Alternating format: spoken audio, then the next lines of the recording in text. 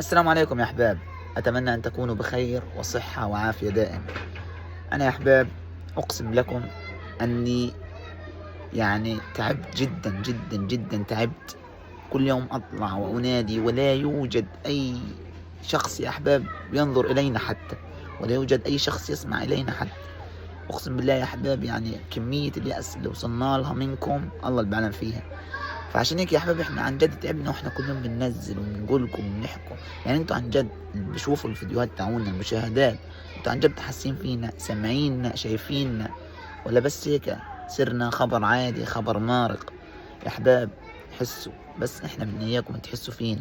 اقسم بالله اقسم بالله اللي بنمر فيه حاليا صعب جدا، والله صعب جدا. فعشان هيك اي شخص حاب يقف معانا، حاب يساندنا، حابب بس يعمل اي شيء، ما يقصر، لأنه أقسم بالله إحنا بحاجة هذا الوقف. تحياتي لكم والسلام عليكم.